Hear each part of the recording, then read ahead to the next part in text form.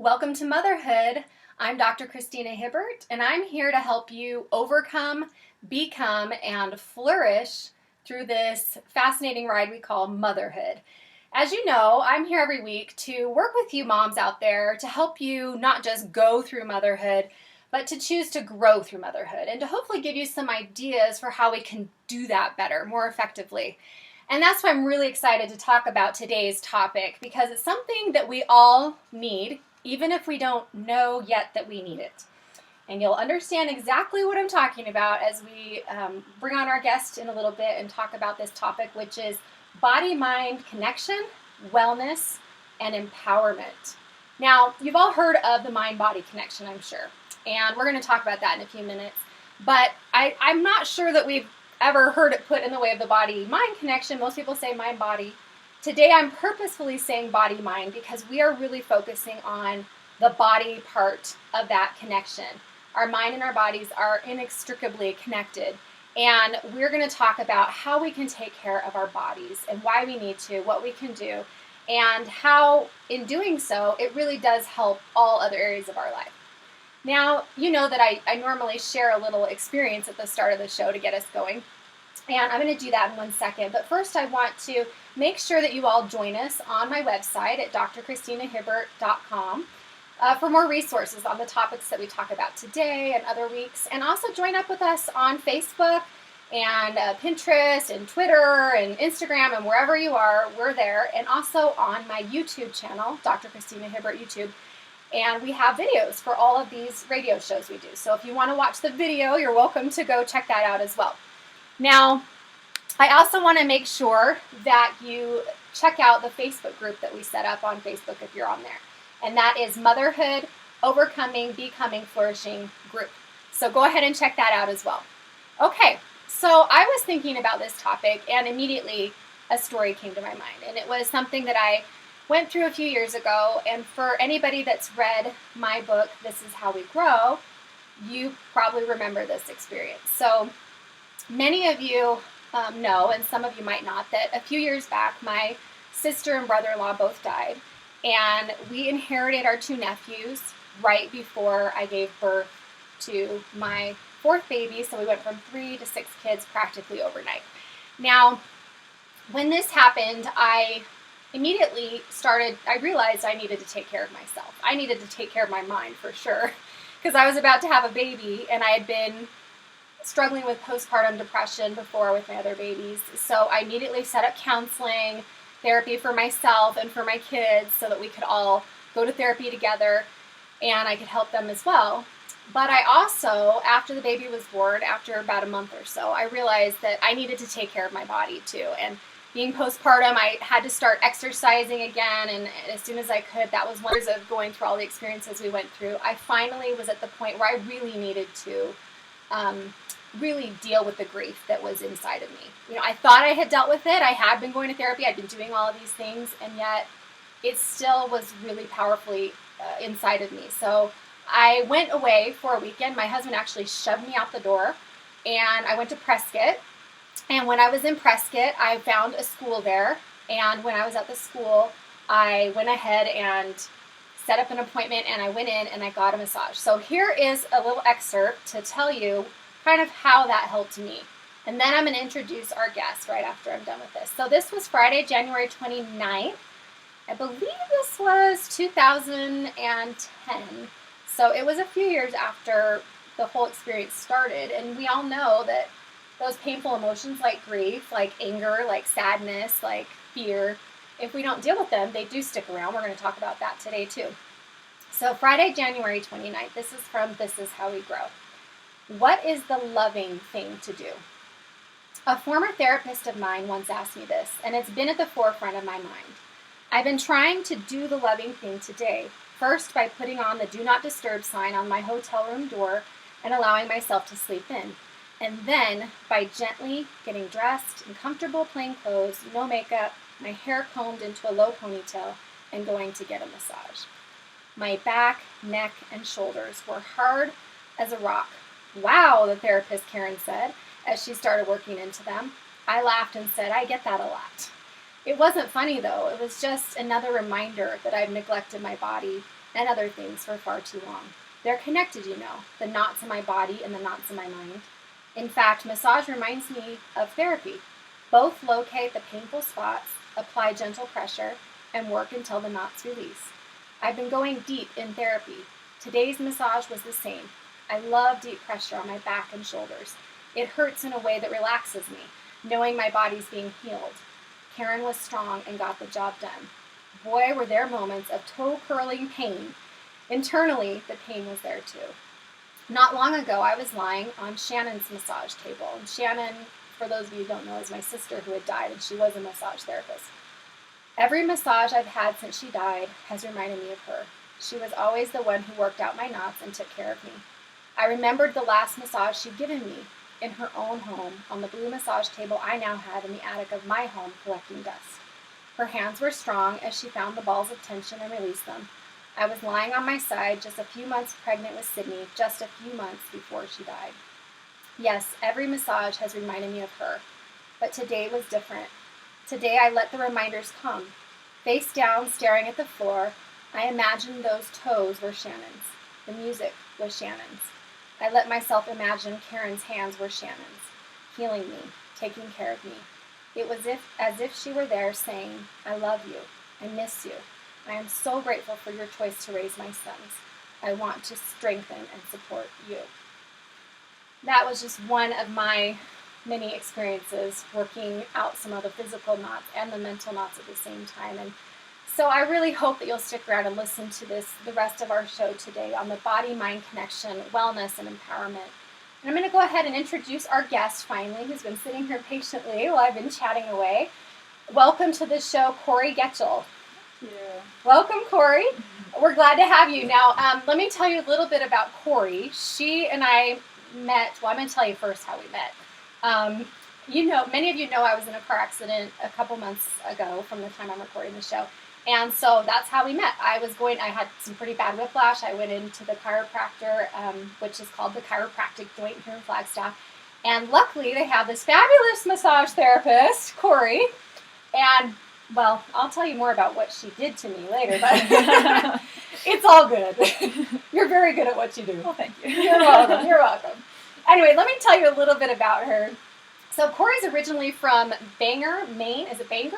Bangor. Bangor. Okay, I don't even know. I'm saying it wrong.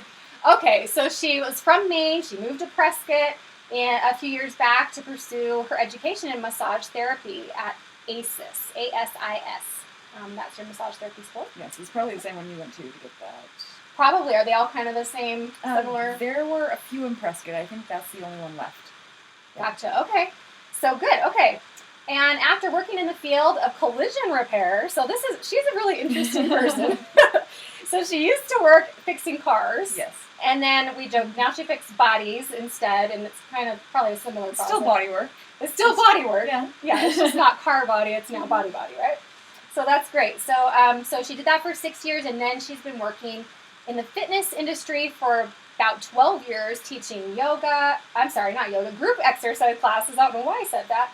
Personal training. She does all kinds of exercise. We've talked about that because I used to teach aerobics back in the heyday of step aerobics and all that fun stuff. So anyway, we talk a lot about exercise. We're going to talk about that today.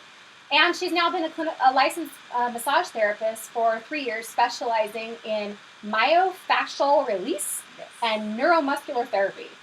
Now, we're going to explain a little bit about what this means, because I've learned a ton from Corey. You've taught me a lot, Corey, so we're going to teach people today. And she's here in Flagstaff, Arizona.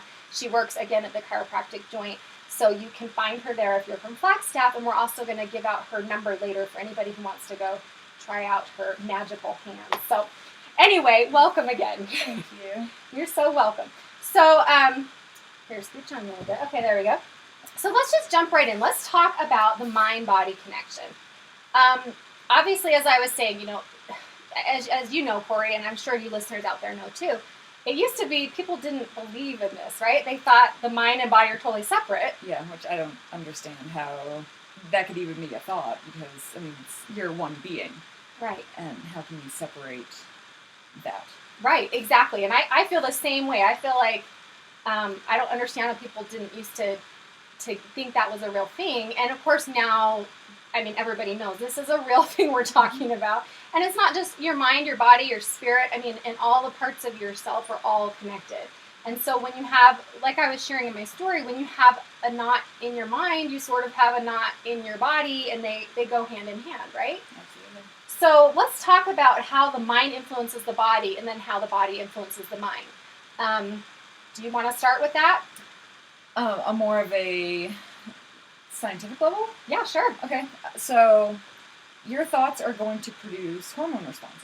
Mm-hmm. So if you are stressed out, your body's going to produce adrenaline, it's going to produce cortisol, and those are going to affect the body in different ways. So it's going to, like cortisol, a byproduct of that, you're going to gain weight. Adrenaline, you're going to raise your blood pressure, just many ill effects of all of these hormones, especially on a chronic level, Right. which a lot of us are in a chronically stressful state. Well, yeah, stress is a huge. Yeah. I'm glad you brought up stress first, because when I think of the mind-body connection, that's the first thing that comes to mind. Because we live in a whole world of stressed out people, and I'm sure you see that. I mean, I see that in my work, but I'm sure you see that a lot. Oh, I feel it. You feel it. So tell us what that's like. How do you feel it? How does it work? Like, you as a massage therapist, how can you actually feel that emotion or whatever in the body?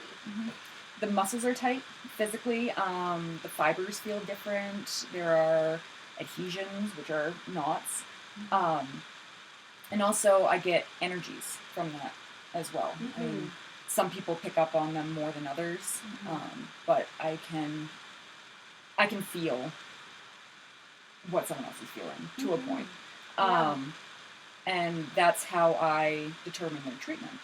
So if someone's super stressed out, I'm not going to be giving them a very intense treatment because they can't handle that. It's going to be overload on their system. So that's when the relaxation is more therapeutic to them than the more intense work. Right. So, yeah, that makes sense. So you kind of base what you're doing based on what they need. Some people need more of the, and think about you listeners out there. Some of us do, and I won't even say some of us. I'll say all of us at one point or another need deep, pressure release from our bodies in some way. And other times we really do just need to relax and rest.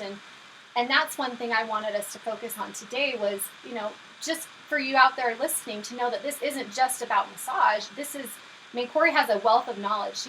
One reason why I wanted to have her on the show is because when I go and get my treatments, which I've been doing for a few months, but, few times, I mean, we've only probably met like 8 times or something, but we always have these fascinating conversations. We sit and talk about the most interesting things because our line of work seems so similar, and I'm just interested in how the emotion kind of gets trapped in the body and what we can do to work it out. And so for you listening, I want you to know that we are going to talk about massage coming up and some things you can do at home as well, because we know that not everybody can afford it. But like I said, there's a lot of affordable ways to do that too. We're also going to talk about exercise and ways to just kind of work some of that out of your body. So I want you to stick around, but it's not just that. There's also things that you can do to relieve stress and to, work your body at home. So stick around for that, right? So the mind influences the body. You can literally feel the tension in there. Absolutely. Yeah, for sure. And you've told me that sometimes you can actually, touch a certain part of the body or something, and emotion kind of is released in that area or something. Tell me about that. We hold emotions in different parts of our body. So just for an example, anger originates in the liver. Okay. Interesting. Yeah. Yeah. And there are other emotions, so like the psoas, so deep work in the pelvis. So area. The psoas is the muscle that, I know you've taught me this. The psoas is mostly a spine stabilizer, but it also acts as a hip flexor. Okay. And that's probably the muscle that holds the most emotion that I have found. Interesting. And I'll be working on that, and I warn people, and I see their face, I watch their expressions, and sometimes it seems like they're holding something in, and I tell them to feel free to let it out. the objective is to let the tension go. That everything that you're holding on to and carrying around, to let it go. You don't need to carry it around anymore. And the massage room is a safe place to do that. Massage therapists do it all the time. So I'll be working on areas, especially in that area. It seems to be the most common. And so that's kind of, you said like your pelvic area, kind of emotion holds neck. Yes. So it's near your kind of your gut area, your belly. Exactly, and it's also root and sacral chakra. Okay, so If anyone explain knows that. about Explain that for everybody who so doesn't understand. chakras are energy centers in your body. Ideally, you want them to be balanced and working together, but that's not always the case because we're human and we're unbalanced creatures. Yes. And so a lot of how do I explain it? Personal emotions, whether it's home-based, it could be abandonment issues, sexual issues. Right. So things that might go back from your family history or your childhood. Back to childhood, back to when, you're 2 or 3 years old. You can still be carrying around those emotions and those traumas in these areas. So massage will actually touch into those emotions and bring it to the surface. And me personally is my neck. I have emotional releases many times when I get my neck worked on. And that's throat chakra. So, everyone's different and does that, like throat chakra, is that like a certain type of emotion that would be there or a certain... So that would be, there may be a blockage of being able to express yourself the way you want to. Oh, okay. Interesting. Something along those lines. Right. But yeah, so that's just my area that I've noticed within myself. But so all of us might have a different area that's like where we hold everything. Absolutely. And where it might be really sensitive to that emotion that's stored there. See, I find this so fascinating because as I'm listening to you talk, Corey, I'm imagining myself sitting in my safe space, like my therapy room when I'm working with people, and imagining how helpful it would be if you could be there pushing on certain areas as we're talking about things, because on the flip side now we have that's the body mind connection, and now in the mind body, I see that all the time too. Like you say, people coming in, like I was describing, people coming in and having so much stress or tension, and they're just they hurt all over. Or with depression, your body can hurt a lot, right? So I see that a lot too, and I want people to remember that mind-body, body-mind connection, and I think a lot of us forget. Why do you think it's so hard for us to remember to take care of both sides, or all sides, I guess? I found people shy away from things that are going to hurt them the most. They don't want to address the issue head on. Right. And so if their body hurts, then that's something else they can, put off to the side. Right. If it's easier for them to talk about their emotions, then that's what they're going to do. If it's easier for them to get a massage, that's what they're going to do. Gotcha. If someone has a hard time expressing themselves, it's easier for them to get a massage or do something in the more physical therapy. You're right, because I'm coming at it from the people that might come to me but won't go to someone like doing what you do. But you see it the other way around sometimes, where they would never come to see me, a therapist or a psychologist, but they might come to you and get a massage. I have people tell me not to touch certain areas. And the way I'm thinking, I'm like, that's where I want to go. If you want me out of there, that's where I need to go. That's where that's where your pain is. Yeah. And the pain is not going to go away until you address it head on. Right. So people don't realize where they're holding the tension all the time. Many times where the pain is originating, or where they're feeling the pain, is not where the pain is originating. And they become aware of it as soon as I touch into it. And I get a lot of, so why are you hurting me? I'm like, the pain's already there. Right. Like, I'm not hurting you. It's definitely in there, and I'm helping you release it. Release it. And that's Okay, so I want to get into this because this is, to me, one of the most fascinating parts of all this is this idea of how our emotions literally do get trapped in our body. And I have to say, I mean, I knew this. I've been aware of this as a psychologist for a long time and personally, but it wasn't until for your listeners out there, it wasn't until I had this car accident and got this whiplash and started seeking this treatment with Corey and with my chiropractor, Dr. Adam, at the chiropractic joint, until I really started to get clued into just how much I had been storing my own stress and emotion, and how much I had failed to work through some of the things that I needed to work through. And what you're describing, this idea of pain, I can relate because it can be painful. Massage can be painful. Body work, as you call it, we'll explain more about that. But you're right. It is this idea of, but it's painful anyway. It's already there, and we don't. I think the listeners and most of us don't realize that when we have grief, when we have heartache or pain or fear or whatever, and we fail to deal with it right then or to go for treatment, either body or mind treatment, that it just stays in there. It doesn't go away. And so I always imagine that same thing when I'm working with someone in psychology. It's just kind of, I feel like I'm trying to, like you say, go to that sore spot, even though they don't want you to go there. You're trying to gently, that's what I'm trying to do. I'm trying to gently get in there and say, we got to go in there. We got to go a little deep and kind of understand what's in there in order to let it go. So let's talk about, I want you to tell us a little bit about one thing that I guess where I want to start is, I've heard you say to me that some places in the body hold certain types of emotion, or they're more likely to have certain types of emotion, and I think that's really interesting. So explain a little bit about that for our listeners. So the most common one that I see is people complaining about shoulder, upper back pain, neck pain. That would be me. Yes. And yes. I always tend to ask them, how do you feel overwhelmed in your life? Yes. And that's usually the common denominator between everyone, is that they feel like they're holding literally too much on their shoulders. Mm-hmm. And that's why their shoulders are up towards their ears, they look very tense.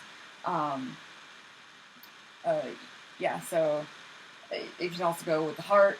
Say if someone's been through a heartbreak or hard emotional times, grief, and many people have actually probably felt it themselves, where you just want to kind of cave in, protect yourself, when ideally you want to open up and let it out, and not protect so much. Be able to let that go so you can have good posture. And so the overwhelm would be more, for those of you listening, more on your shoulders and your back, because you're kind of clenched. This is me. And I remember you said that, carrying the weight of the world on your shoulders, and I was like, oh, that's how I feel. And then the grief, and I definitely felt that. So that is more in the kind of front chest area by your heart, you're saying? Absolutely. Kind of trying to protect yourself, and you have a heartache too. I mean, literally, when you're grieving. Yeah. Absolutely. And so what I do, my work is primarily on the front of the body. Mm-hmm. Just not even in the emotional sense, but our daily activities. Many of us sit at a computer all day. Yes. And we are in this forward flexion all day.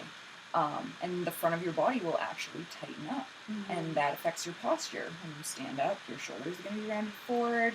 Your hip flexors are going to be tight, which is going to affect your lower back. Right. So the pain is in the back of the body. Like, people point to their neck, their upper back. It's like, I need this. And actually you need to open the front more. Right. And once we get into it, they have no idea that it's even painful there until I touch into it. Okay, so I'm going to share some experiences here. So this is really interesting, because for those of you listening, I want you to understand what she's saying here, that it's really true that our we feel it wherever we feel it. Like, I tend to always feel it in my shoulders and my back, but I'd go into Corey and I'd say, oh, my back is killing me, or my shoulders, or it's pinched up here, or whatever. And she'd say, okay, we're going to work on your ribs today. Or, okay, we're going to work on your pelvis today. Or, okay, we're going to, work on your neck or whatever. And it is painful because, I mean, she's very strong and I like that. I want it worked out. But it's, again, that perfect metaphor for whatever is painful in our life, whether it's emotionally painful, mentally painful, physically painful, that one way or another we have to get in there and work it out. And it isn't always the thing you think that's the most painful, whether it's emotion or physical, that really is the cause or the source of the pain. And I find the same thing when I'm doing therapy with other people, that they come in because they're having a relationship problem, and really at the core, it's like you say, it's that childhood, I'm not good enough, I was abandoned, there's this deep pain that you have to get down there and get it out. And so again, that's one reason why I was so excited to do this show for all you listeners, is because I really want you all to have that expanded view of how you can take care of yourself, not just emotionally or mentally, but also physically. And one of the ways to do that is by is through massage and body work. And there's some other ways too that we'll talk about in just a minute. But can you share, what are some ways that people listening can start to maybe physically work out some of the trapped emotion that's in there? Breathing. Breathing. Okay, Yeah. This is good. Tell us about breathing. Breathing, it's going to engage your diaphragm. Your diaphragm is a big muscle that does a lot of work, and not all of us utilize it. Yeah. When we're stuck at the top of our breath, so that means you're not utilizing your diaphragm. So when you breathe in, your diaphragm is going to expand. It's going to pull down to allow your lungs to expand. And when you exhale, it's going to come back up. Right.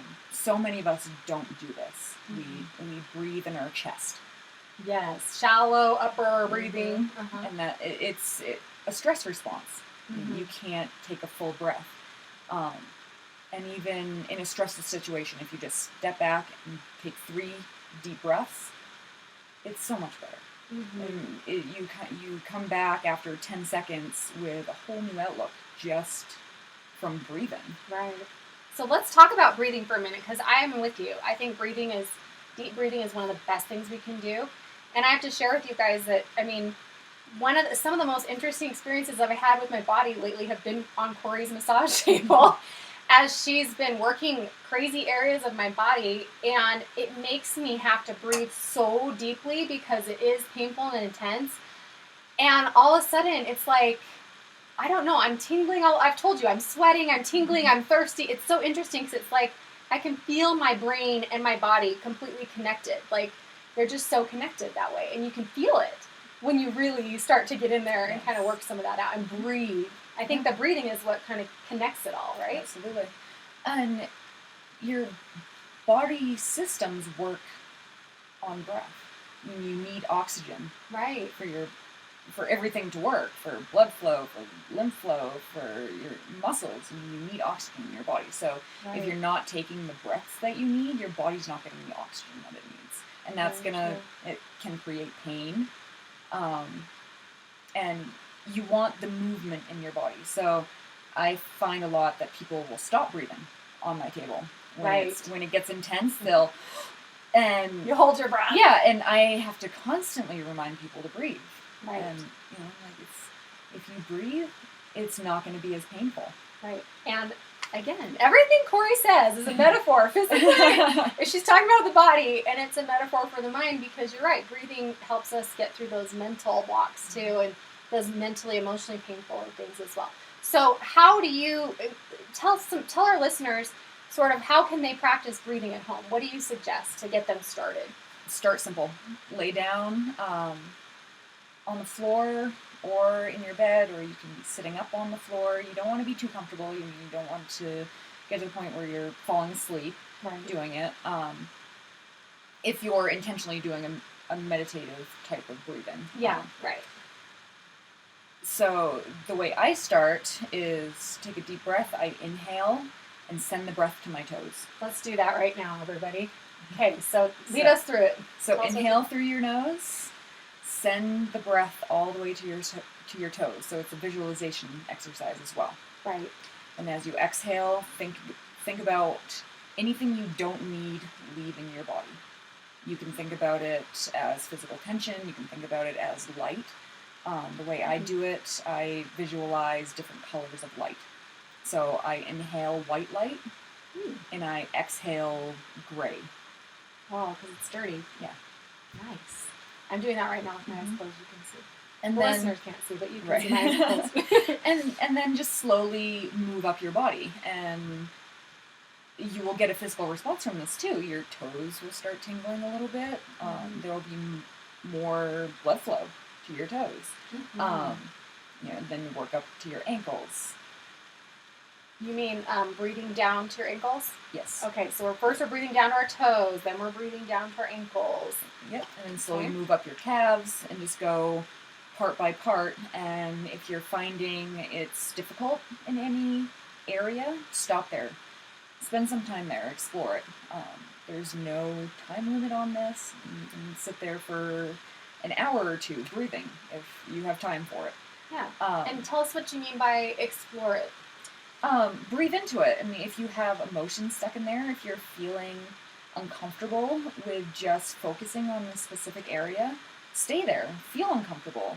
Face it. And that's acknowledgement and awareness is the first step of healing.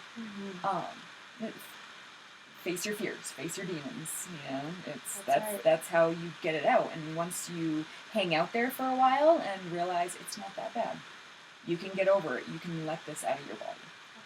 That's right. I'm totally with you. The emotions, like as I say, are like the clouds, and they come in, and you feel like your whole world is dark and snowy, and that you feel like you are the emotions in a sense.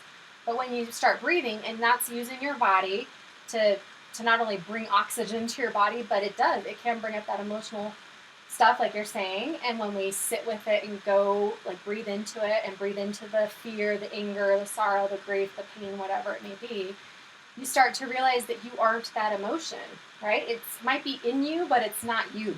Exactly. Yeah. And we need to remember that it's just something that has happened to us. It's not part of you anymore. It is not you. You're carrying it around for some reason, but you don't have to. Right. We can let stuff go. It's not as easy as we're making it sound all the time. And we all know that. We all struggle. Even the professionals struggle with all of this. Definitely. So just awareness is the first and best step. Right, because even sitting and taking one deep breath is better than not at all. And maybe another day you'll take 2 deep breaths, or you'll practice the way that you taught or something, and do it for 1 minute, and then maybe 5 minutes, or whatever you can do. And if you're doing this exercise and you get a flood of emotion, if you just feel like crying, then cry. Right. There's no reason to hold it in. Right. Even in front of a massage therapist or a therapist. Yeah. We deal with this stuff all the time. There's no reason to be self-conscious about it. We all go through it ourselves. Massage school was one of the most intense experiences of my life, and we're all going through this together, and it's about learning about your body and knowing what's going on in your body. Right. Absolutely. Okay, that's fabulous. I love that. So the one thing that we can do is you can practice breathing, and that's free. And I mean, breath is free, and it's like you say, it's part of everything we need for life. We need that breath. So the more aware we are of our breathing, the more we can practice, the better aware we can be of what's trapped in our body and help our body relax. So that's one thing we can do. Let's talk about exercise. Now, I'm, as you know, Corey, I just finished writing my new book, 8 Keys to Mental Health Through Exercise. And a big thing that I did in that book, I can't wait for it to come out, because it's really geared toward helping people who hear that word exercise and want to run away, or in this case, turn off the channel or turn off the radio show because they don't want to exercise. But what we're really talking about is moving your body, correct? Okay, so tell us a little bit about how moving our body and exercising can, in whatever way, like it doesn't have to be some intense, you don't have to go to a spinning class for 2 hours to get some kind of benefit. So talk a little bit about exercise in our body and emotions. So stretching. It's no impact. You can do it anytime, almost anywhere. And it's one of the most important things for you to do. Right. So your lymphatic system, your filtration system in your body, Mm-hmm. it is only pumped by muscle contraction. Mm-hmm. So not like your circulatory system that has your heart to pump your blood through your veins, your lymphatic system doesn't have that. So you need to get up and move around and physically pump your system, Right. to get everything moving. So to detox, to just get all the crap that's in your body out. Right. So stretching will do that. Walking, I mean, it doesn't have to be anything intense. And walking, we're talking about, I mean, yes, you can use walking as a very good exercise, but also just like literally walk down the block and back, or take your dog for an easy walk. Anything that moves your body. Right. Is that what you're talking about? Yes, and it's more than your daily activities. So, walking up the stairs at work, that shouldn't be your exercise. That's something you have to do. Unless you live on work on the 20th floor and you take the stairs. Yes. That could maybe count. When you have an option to take the elevator or the stairs, 20 flights up, then yes, that can be considered exercise. But a flight or two, we're not counting that really. Okay. You should be able to do that in your daily activities anyway. It's something above and beyond that. Right. And it's all about your quality of life. So if it's hard for you to walk up a flight of stairs, you might want to think about doing something a little more to help build that and to improve your quality of life. Because you should be able to walk up a flight of stairs easily. Right. But if you can't, you can start with something simpler, and then you build up. And then you get to where you can be walking briskly for 20 or 30 minutes or an hour or whatever you want to do to actually move your body. And that's how I think about exercise and massage, is improving quality of life. Yeah. Being able to do whatever you want to do. Right. And not have to think about any limitations. Absolutely. Absolutely. That was one thing that I've enjoyed the most about writing this book, is because exercise literally is the best thing that we can do for our body and our mind. I mean, I can't wait to share all the research on that and just how many ways it can help you with your mental health, greater happiness, greater creativity, greater relaxation, better sleep, less tension in your body. And there's just so many ways that exercise and being active can be helpful. And so, I appreciate you bringing that up, because I think that's something that people don't think about. We think we're tense and my muscles hurt, but we don't think, okay, well, I could go lift some weights if I'm tense, and that's actually working your muscles in a different way, in a healthy way, right? Absolutely. Bringing blood, like you say, and oxygen. Right. So usually when we're tense, we're not getting much blood flow into these muscles, and your muscles need nutrients. Muscles are supposed to be squishy. If they're hard as rocks, they're not getting much nutrients, much blood flow at all. Right. And so resistance training is actually going to inflame these muscles. It's going to bring, and inflammation is not necessarily a bad thing. Okay, explain that, because people might be going, what? Inflammation? That's bad. Yes. Chronic inflammation is a bad thing. When we have inflammation all the time in our body. It's actually associated with depression and a host of other things. Yes. Chronic inflammation. Yes. Yes. So inflammation caused by resistance training is a very good thing, because you're breaking down the muscle, you're bringing new blood flow in there, and then that's why the recovery period is so important too. Your muscle, that's when your muscle grows, is in the recovery period. Right. That's so interesting. So for those of you listening that maybe haven't tried resistance training, we're talking about resistance training can be anything from lifting free weights to doing push-ups and pull-ups and anything where you're using some kind of weight, your body weight or extra weight, and against your muscles to build muscle, right? Yes. And that doesn't mean that you're trying to become a bodybuilder. Not at all. I think a lot of women shy away from it because they think, I don't want to get too muscular and I'm not a bodybuilder, but no, not at all. In fact, for women, you just lift lighter weights and do more reps. So not necessarily. Okay. So for a woman to bulk up, she would have to eat a substantial amount of food, and exercise, and it's years and years of hard, intense, specific training. Right.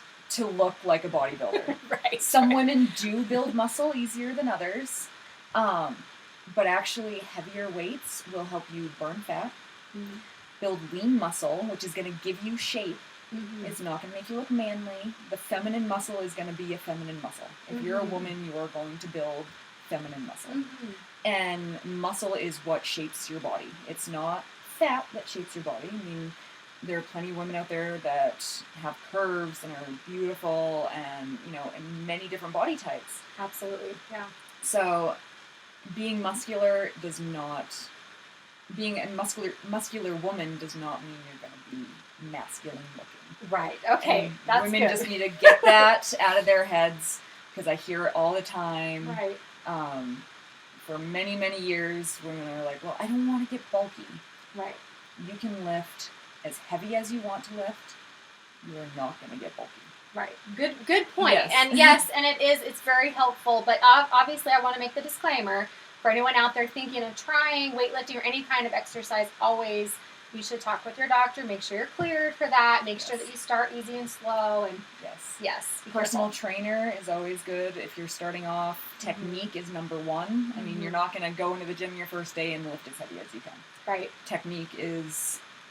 Right, you got to do it right. And there are a lot of great videos, free videos online, like on YouTube, for those of you wanting to get started on some kind of exercise. But these are just different types. Stretching, cardio is great. Also, cardio is great for your body and your mind because it kind of clears your mind. It can be very spiritual for a lot of people, or a time of creativity or planning or things like that. And then we're talking about resistance training or weightlifting, which really helps with a lot of that tension that can build up in the body. Yes, yeah. And another field of exercise, I don't know if, well, I'm sure a lot of women are interested, but are kind of afraid of getting into it, but martial arts. Oh, yeah, okay. Very good. It'll be, you'll feel empowered.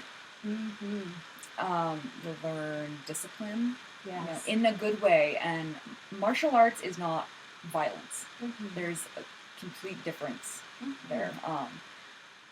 A true martial artist will not start a fight. Right, because there's a code, kind of. Exactly, about, exactly. Yeah, respect. And it's only until you're threatened yourself and defending yourself. But it has been so empowering for me, and knowing I feel stronger, I feel confident, I could defend myself, and it's fun too. Yeah. And it's a great outlet for, you know, there's nothing like hitting a heavy bag. Right. You know, if you're having a bad day, just go and hit a heavy bag. I'm with you. I used to teach kickboxing, and I didn't teach the classes with the bags, but I would just say, okay, we're going to do these jabs and punches right here, and imagine whomever is causing the most trouble, just picture them, we're just going to jab at them a little bit. It really is fun, and it does get your mind off, and it works out the tension, and it makes you, like you say, it empowers you. It's a way to use our body to feel empowered by getting stronger, healthier, and feeling more secure to take care of ourselves too, right? Yes. And it's great cardio, too. Yeah, it's great cardio. It's all in one, and you don't have to be on the treadmill for half hour or 45 minutes. Right. So bottom line, the point is, whoever is out there listening, there is something for you that you can do to move your body. Whether it's, like we say, walking up and down the street slowly, whether it's doing a full-on, hardcore cardio, kickbox or whatever, or punching the bag, or going to martial arts, or lifting weights, or whatever you're doing. All of these things help us to release the tension and emotions in our body. Yes. Okay, so let's move on to massage. Now, before we really get into this, and I'm obviously a fan because I had that, I shared that story from a few years ago, and I used to enjoy massage in the sense of just relaxing, like you're saying. But over the years, it's really become for me, it's become something that I do for myself to take care of my body, because I can't get the same kind of release as I can by going somewhere. And I realize, and you realize too, Corey, I know, that it can be expensive to get a massage.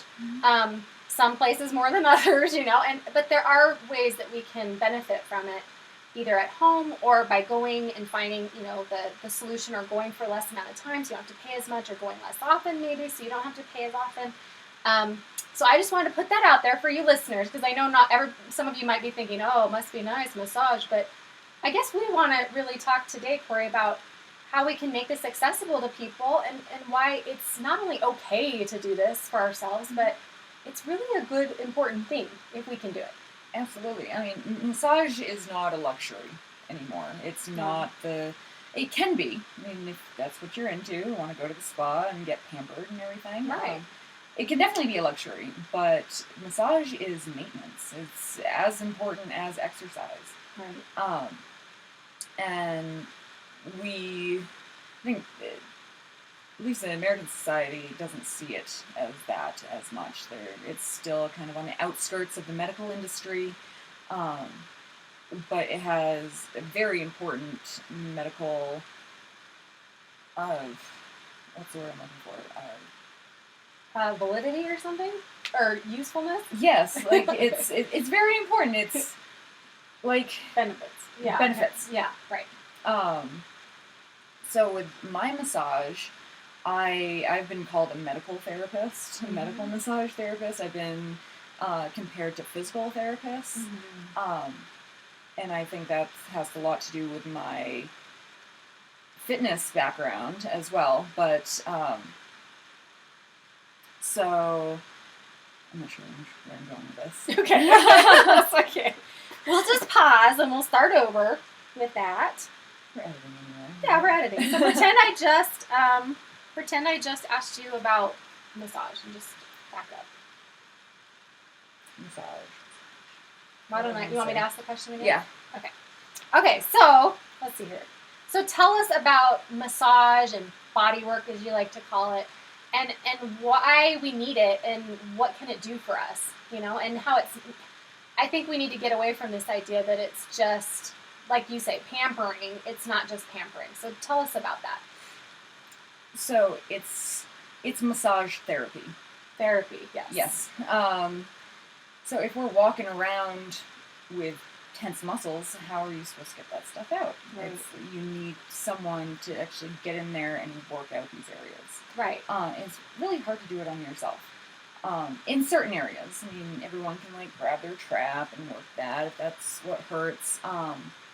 But to have a professional therapist knowing the areas that the pain is originating, right, and being able to look at your posture and see where the imbalances are, and to help open those up, and it will help everything else in your body. So you can get a massage on your feet and it's going to affect everything. Wow. You can get a massage on your neck and it's going to affect everything. So let me ask you this. What if someone listening is thinking, well, I probably am not going to, I don't have the funds or the time or whatever to go pay someone to give me a massage, but maybe my husband would give me a foot massage. Would that help still? Absolutely. Yeah. Absolutely. Any little bit. I mean, even getting a back rub, even if it's not deep, just inducing that relaxation response is your brain is going to release certain hormones.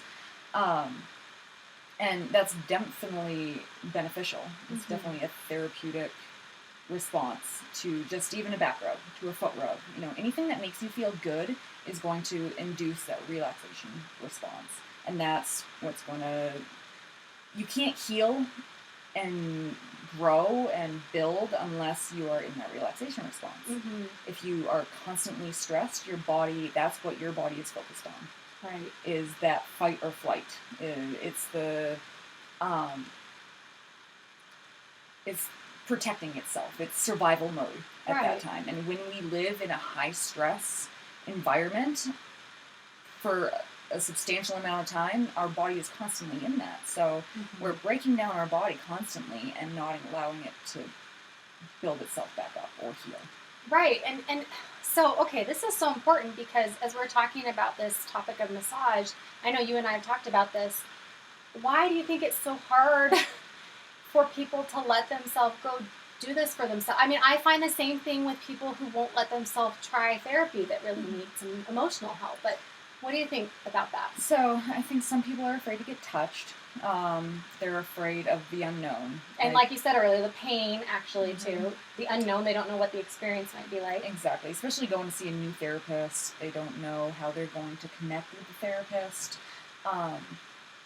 So there's that fear involved in it, and also the guilt involved with it. Guilt, so yes. say I work with a lot of mothers, and they feel guilty for taking the hour and a half away from their kids to spend time on themselves. Right. You know, and it's essential. How are you going to take care of your kids if you don't take care of yourself first? If you're constantly in that stressful state, your kids are going to learn that. Your kids are going to see that.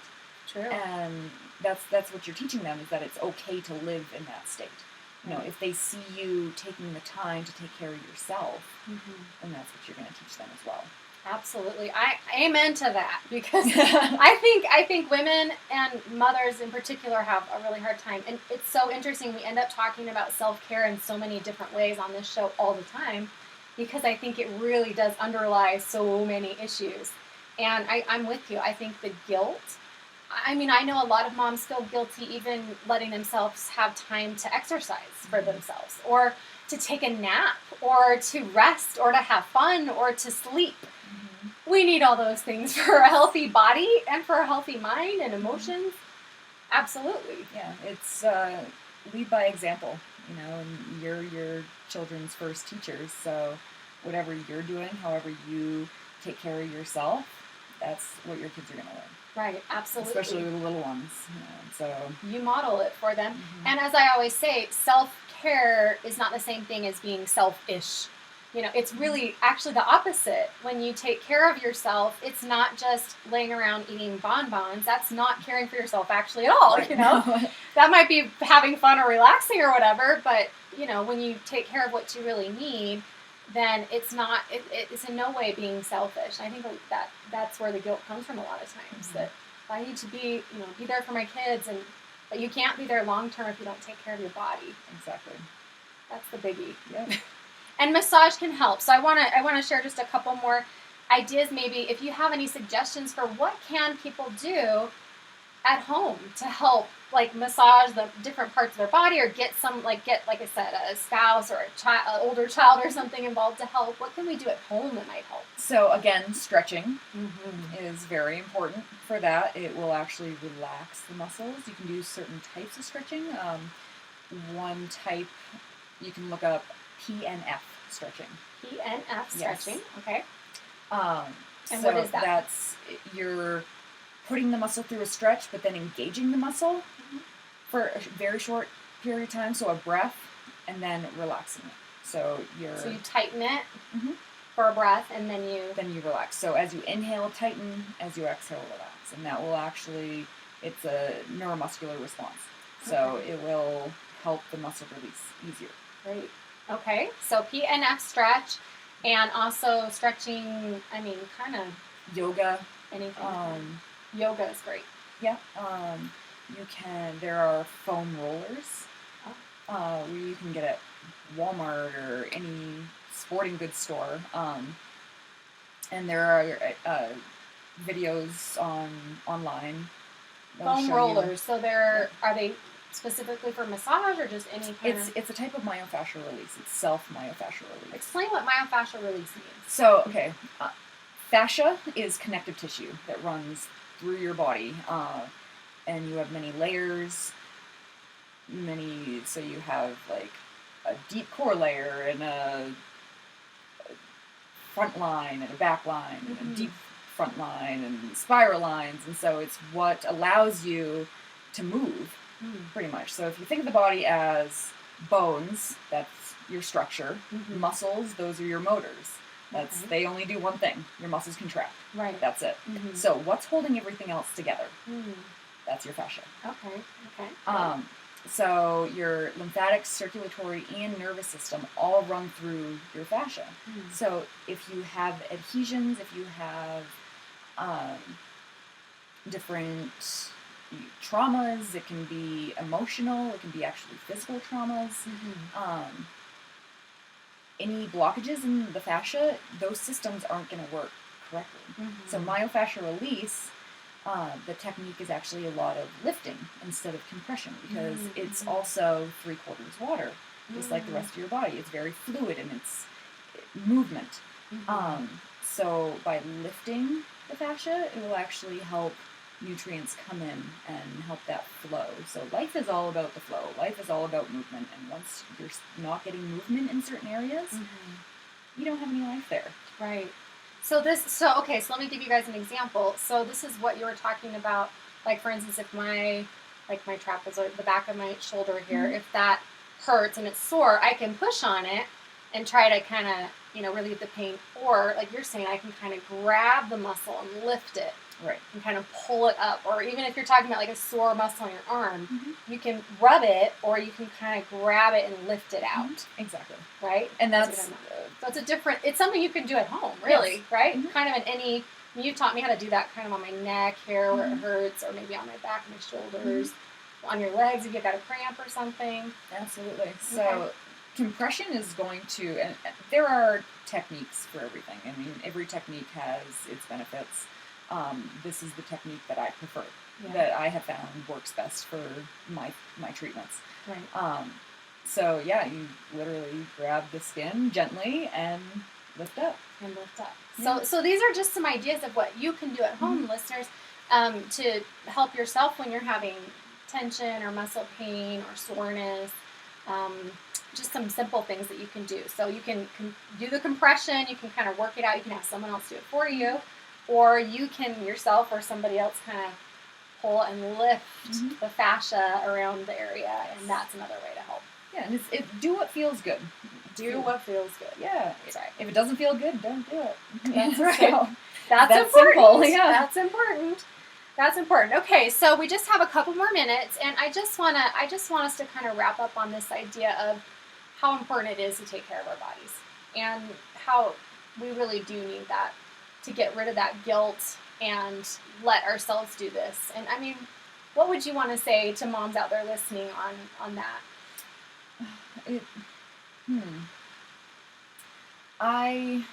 I wish mothers didn't feel the guilt. I myself am not a mother, so it's hard for me to connect on that level.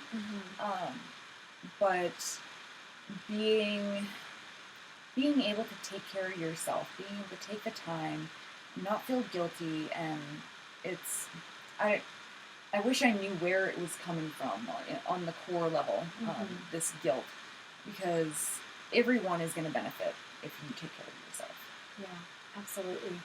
I'm so with you, and I couldn't have said it better. Everybody else is going to benefit when we take care of ourselves, and that includes our body, our mind, our spirit, our social wellness, our relationships. Every area of our life we have to take care of, because they are all so interconnected. And I think it was perfect as we talked today with as Corey and I talked, how, as you listeners were listening, I'm sure you could have heard how, we're talking about the body, but really it applies to the mind. We're talking about the mind, it really applies to the body, and it all we have to take care of all of it. Yeah, you can't separate it. I mean, it's the same with muscles. It's the same with the mind-body connection. I mean, everything is connected. Yeah. So a pain in your foot isn't just a pain in your foot. A pain in your foot could be a pain in your neck. Right. So it's the same with the mind. A pain in your mind could be a pain in your body somewhere. And it goes back and forth. So, well, I'm so grateful to have you here. I know there's so much more we could talk about, and it took us a long time to figure out, okay, how do we narrow this topic enough, because we have talked about so many different things in our sessions, in our therapy sessions, in my therapy sessions. You weren't having therapy with me. I was having therapy with you, massage therapy. But I really appreciate you coming and sharing some of your wisdom on this, because I do think that the moms out there listening, and you out there listening, we need this. We really do need this. I'm having to do this, and that's one reason why I really wanted to have Corey come in today, was because I finally am really getting it that I've got to take care of my body. And it's not okay to just keep, like you say, stressing ourselves out, overwhelming ourselves, piling more on, and running around and then thinking, oh, I don't have time, or I'm not worth it, or I'm too guilty, or whatever. You have to make yourself a priority. Yes, absolutely, 100%. And that's that's what we hope you all will do as you listen to the show. So I'm going to challenge you all to do one thing today to take better care of your body and your mind. And that might be, you might need to rest today. You might need to get out and play. You might need to call someone and talk about something. You might need to schedule your appointment with your massage therapist. You might need to just, make your husband rub your feet or whatever it may be. But do one thing today. And it doesn't have to take a lot of time. It doesn't have to cost a lot of money. I mean, Corey's shown us that. There's a lot we can do at home. We can exercise. We can breathe. We can, take care of our bodies by massaging ourselves, getting other people, and going out and getting that done. And also take care of our minds, too. So thanks again for being here, Corey. Thank you. I'm so grateful. So just for those listening, especially for those in town in Flagstaff, Arizona, which is where we both live and where we're recording this, can you tell them how they might be able to get in touch with you? So you can contact me directly at 207-478-5332. 207-478-5332. Yes. Okay. And you can also call the chiropractic joint at 928-774-0026. And that is the chiropractic office. Mm-hmm. And you can also book an appointment with me through there. Right. So either number, you can get a hold of me. Either way, it's usually easier to get a hold of her directly, but she's willing to share her number with all of you in case anybody wants to give her a call and give her a try. I'm telling you, woo! It's intense stuff, but it is totally. I just have to say, I wasn't going to say it, but I just have to say, she did a thing on me called, what's it called? Intraoral massage. Yes. Meaning she massaged inside my mouth and the roof of my mouth, like up. Yes, all along the gum line into the TMJ. You said you were up, feeling almost where my brain was, kind of up. So I'm in there working on your sinuses. I'm working on the sphenoid bone, which is actually the bone that your brain sits on. Okay, see, this is what I'm talking about. Intense. It was so intense. I came home and I said, that is the craziest thing I've ever volunteered for. But I had such bad headaches before from my accident. And it totally, I left and I was breathing heavy. I was sweating. I felt like I was getting a workout too, because it is a workout. And then I came home and I was like, oh my gosh, I'm sleeping so much better. I had a 2-hour nap that day. I was crashed. No more headaches. Anyway, I'm just telling you, listeners out there are so many ways you can get your body worked on and helped by somebody who knows what they're doing that can really make a difference in whatever physical or mental health problem you might be facing. So keep that in mind. And if you're in town, give Corey a call. All right. So until next time, I hope you all will keep in touch with us on my website at drchristinahibbert.com. And be sure to check out my books. Of course, my memoir, This Is How We Grow. And also my latest book, Who Am I Without You?